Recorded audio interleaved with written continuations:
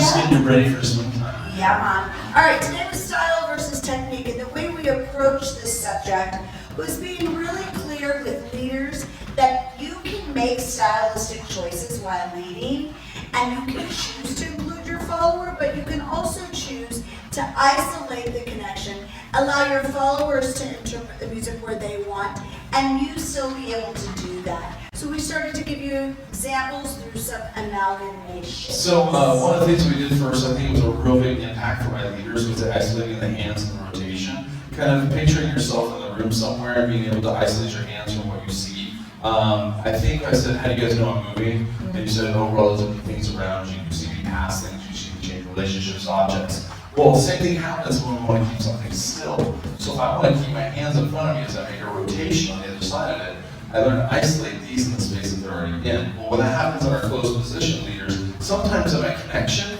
I want to stylize something and it may not work with my follower. So as I'm doing something, I may leave my follower there as I do something on the other side and try not to interrupt my connection. Then there's times that I want to take, and I'm going to bring my follower in and be a part of the action. So we have a way to include or keep it away from our follower, but our goal is to be able to do it with an isolated action. Yes? So our amalgamation we did from the start was triple. We anchored one with it together, back up to flare the 3, hook the 4, release in 5 and 6 on our return, 2, 3, and isolate hand leaders. From here as we rotate, we're going to clear pinky first, clear pinky over the top, then we make our rotation, catching with the wrist, slide into place. It's like an airplane landing on an aircraft carrier. We don't miss because the tail hook catches the rope. We lift up the hand 1, 2, let the follower pass, 3, and with a cross. Lift the hand up for 4, so it's across the body, around for 5, and touch the shoulder for 6.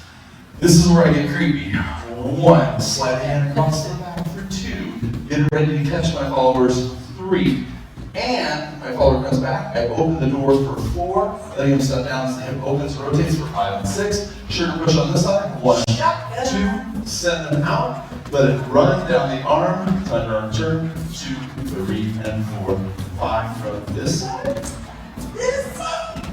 Followers, I'm going to keep my hips behind me as I'm working through this. I'm going to watch when my leader wants me to rotate. I'm still going to draw down line because of the lift up. We added styling. Bending, boot. We added height to our type, but didn't change it. As I go over on 4, I'm going to control this rotation with a little bit of an arc to 5, and so I can roll into my 6, yes? Now, next thing we talked about is keeping frame of another arm when the leader's behind. I always try to present a framework that the leader can use. So as a lot of followers weren't giving that. And so anything that the leader did with this would be an immediate interruption.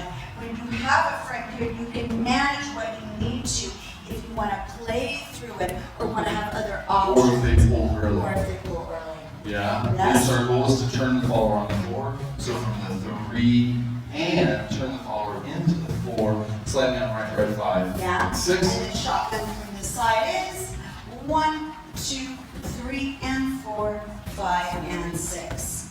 Got it? That's